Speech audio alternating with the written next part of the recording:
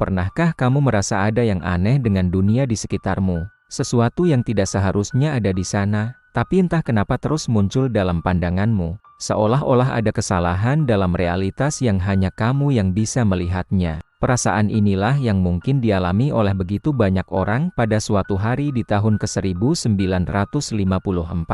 Kisah ini dimulai di Bandara Haneda, Tokyo, Jepang. Saat itu bulan Juli, cuaca panas dan lembab seperti biasa. Di tengah keramaian penumpang, seorang pria Kaukasia yang berpakaian rapi menyerahkan paspornya kepada petugas imigrasi. Petugas itu memeriksanya, lalu mengerutkan kening. Di paspor itu tertulis nama negara yang tidak pernah ia dengar sebelumnya, Tord.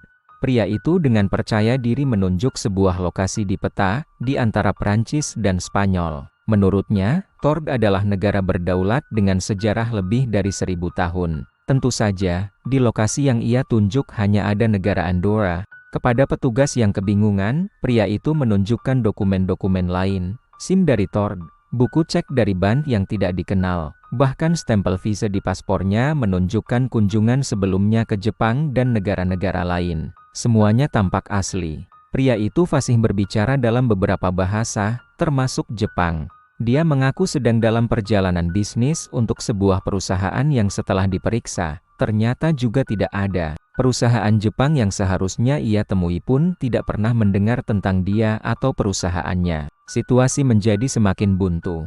Akhirnya, pihak berwenang memutuskan untuk menempatkannya di sebuah kamar hotel di lantai atas, dengan 2 penjaga di luar pintu, sementara mereka mencoba memecahkan misteri ini. Keesokan paginya, ketika pintu kamar dibuka, pria itu telah lenyap.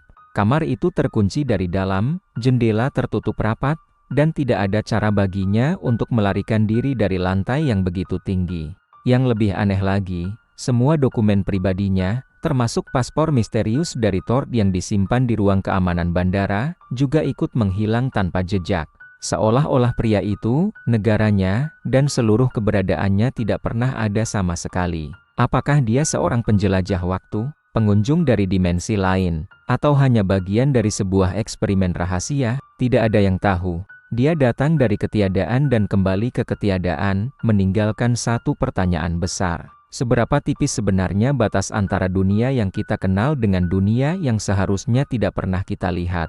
Mungkin, kita semua hanya selangkah lagi dari kesalahan realitas.